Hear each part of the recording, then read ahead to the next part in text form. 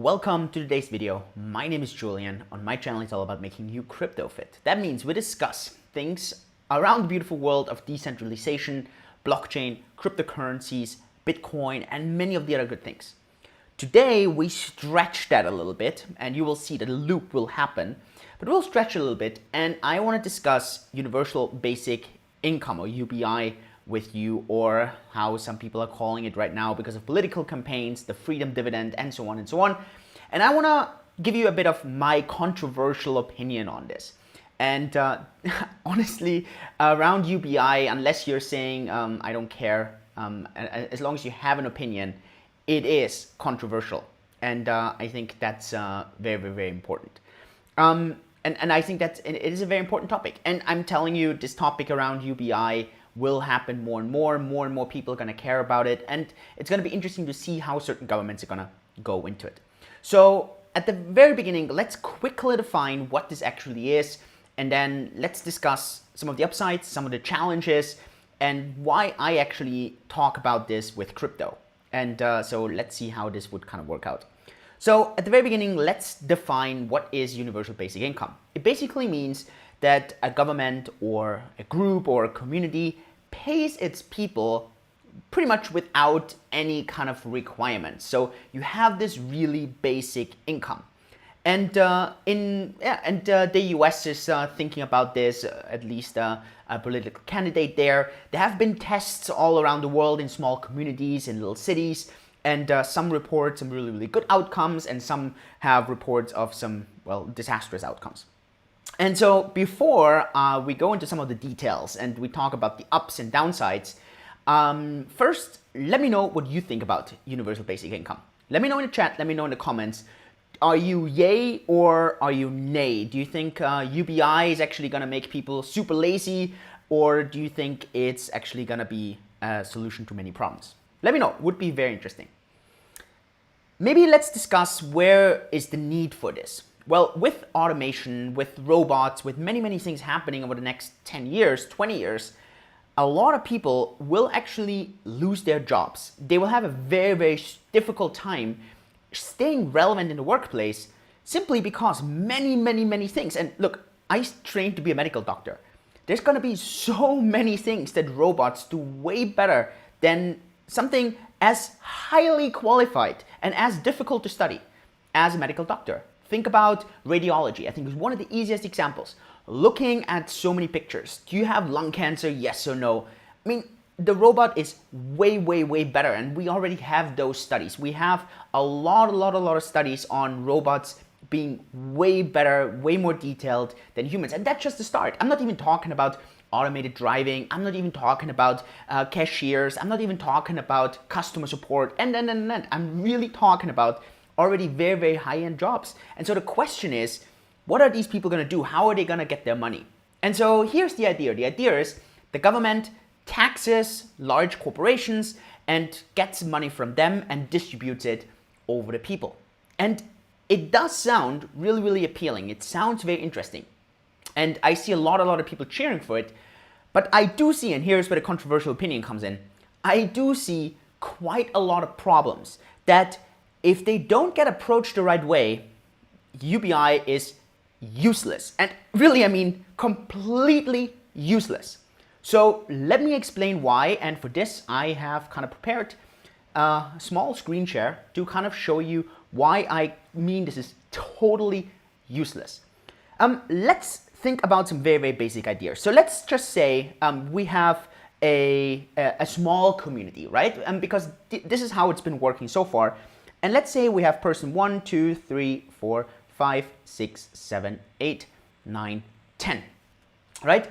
And in order to make this really, really simple, let's say in this entire community, there is 1,000 money, right? So you have 1,000 money. And so let's say all these people are super, super hardworking. They're really, really good.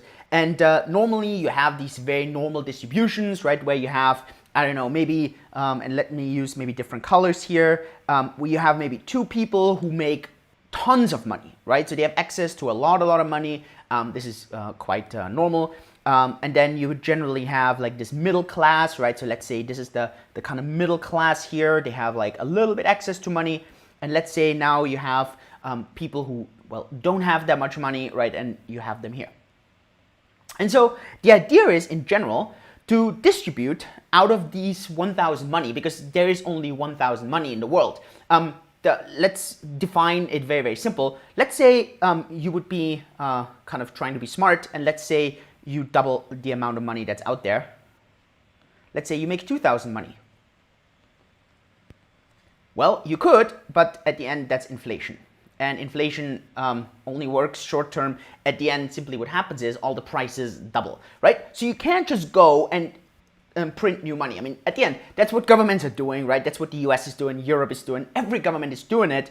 And it's always this short-sighted kind of drug shot, right? So it's the heroin addict that needs another shot. But at the end, this is not a solution. Right? So, and economists and I think governments know that. They don't go and say, let's double the 1,000 money and let's turn it into 2,000 money. They do understand that. So it has to be some kind of other mechanism. And the mechanism is basically, let's tax this part here, right? So let's tax this. And let's use this money to redistribute over everyone. Right? At the end, that's kind of how it works. And whether you tax the people here or companies, it doesn't really matter, because at the end, companies are being owned by people. So you're taxing someone. You have to tax someone, right? And at the end, it comes down, you're taxing people, even though you might call it you're taxing companies. It is irrelevant how you tax it. So you have to kind of create some tax somewhere. If you just print new money, it's pretty irrelevant, right? You are, well, you're just kind of doubling, and at the end, money is only worth half of it, right? So this has to be different. And so now what's been very interesting, in groups, they have been testing this. They've been testing this in Scandinavia, they've been testing this in Canada, they've been testing this in Asia, and so on. And so what they've been testing is, does this actually work? Does it work to use some of those taxes here and redistribute them? Now, they didn't test this in an entire country. They tested this in smaller communities, or they tested this with a family. And so what they basically did was, they went to number 9 and number 10, and it's just arbitrary, so maybe let's not use number 1, number 9, and number 10, because that would be too biased. Let's say you use number 5 and number 9, right? So you pick one of the middle class and one of the poorer class, it doesn't matter. And you just say, you know what? Out of all this money that we have, and we just have 1,000, each of you now receive 50.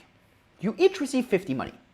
And so they checked on what did number 5 and number 9 do with this extra money. And the results were pretty mind-boggling, as you would imagine. They started businesses, they helped the family, they kind of avoided having arguments. So the outcomes here, right? So the outcome was very, very positive, right? And so people are leading from this, hey, if we could do this for everyone, the outcome would be even better. And this is where a massive flaw comes in. Because, and now let's discuss the problem with this. Here it works because you only did this to small parts of the community. You didn't do this to everyone. In the case where you're doing this with everyone, you're basically taking money, and this is what actually is happening here. At the end, for those in crypto, you understand this. Satoshi, let's say, owns 1 million Bitcoins. Now, these 1 million Bitcoins are not in circulation. So actually what's happening is it's actually small deflation because money gets taken out of the entire Bitcoin pool. Now imagine if these $1 million would get flooded into the coin supply. Simply what would happen is the value of each coin would drop down, right? And it's the exact same thing here. So what actually many wealthy people are here, so these people here, they actually cause deflation. And I put this in the apostrophes because it's not really a deflation, right? It's still the same money. But many of those people, they're basically hoarding it, they're saving it. They're not putting it back into circulation most of the time, right? So when we say Bill Gates owns $1 billion, well, these are $100 billion. Now, these $100 billion are not in current supply, right? A lot of them are locked up in assets. They are not actually liquid.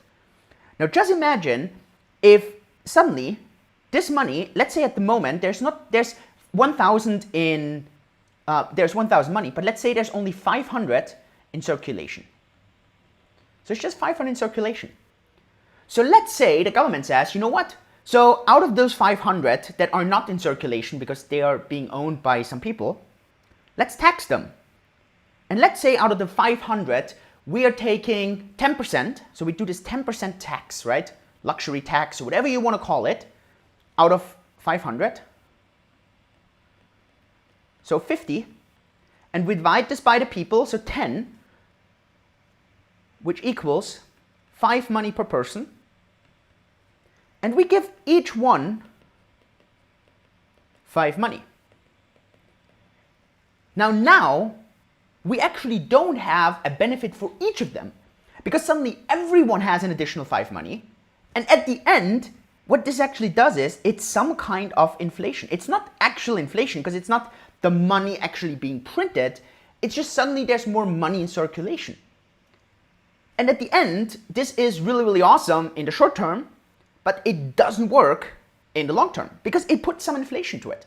And so the more often you would do this and the more aggressively you would do this, the more inflation you actually would have. And if you don't believe me, I actually lived in a country where this has been happening, not in this form, but it has been happening. And that was Hong Kong and Macau. Now in Hong Kong and Macau, especially in Macau actually, Macau makes so much money from gambling that they're actually refunding money to its citizens. And you can check this out. So if you are a permanent resident there or you're from Macau, you actually every year, you receive a check from the government that says, hey, this is a return to you because we as a government made so much money.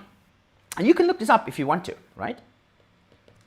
Now, here's the interesting thing. Whenever you talk to people and you're like, man, isn't this really cool? Like you get $2,000 and you just got this. Do you know what the answer is?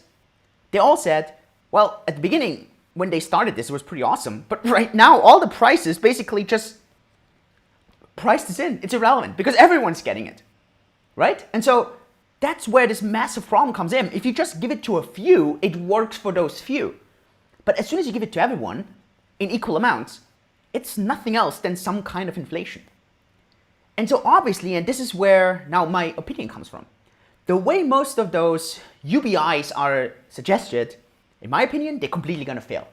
They are either set by politicians that are just doing fake advertising for them because they say they want to do a good job, but at the end they don't.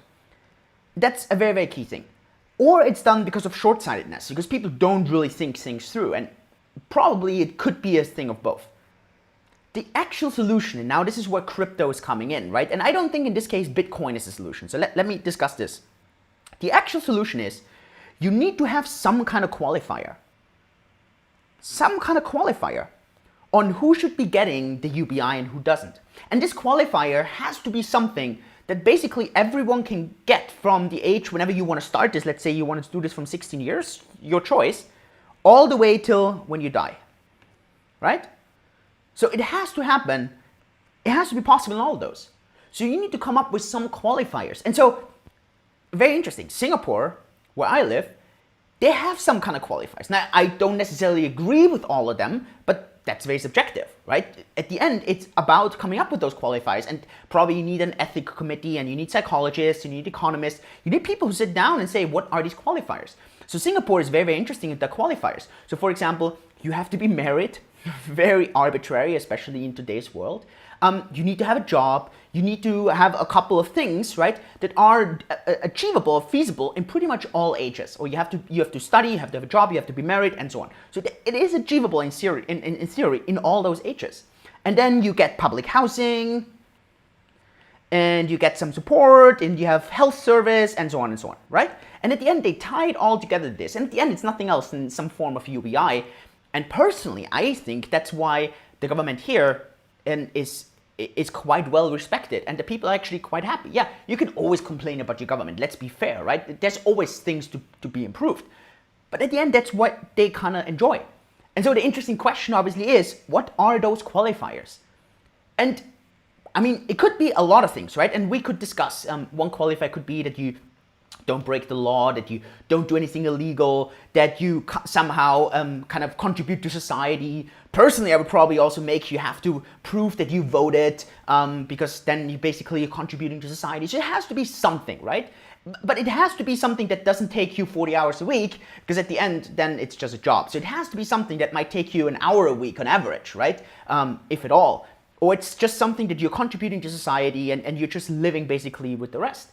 And I think that's really, really important. And here, this is where crypto comes in. I mean, one of those things today that are super, super valuable is data, right? If you think about it, data is so important. Now, basically, via blockchain, people would actually own their data. And so if a government or someone would set this up properly, maybe a startup, a company, but really sets this up properly, that people actually control their own data, they own their own data, and then they could sell their data if they want to, and they can tick it off, they can tick it on, it's their choice. They could actually kind of make money from that, and it would actually be possible to make so much money from that that you actually have some kind of UBI, right? And that's just some of the ideas here, and this is at the end where crypto ties in. What you need to be able to do, and this is the key thing, and at the end that's where decentralization comes in as well.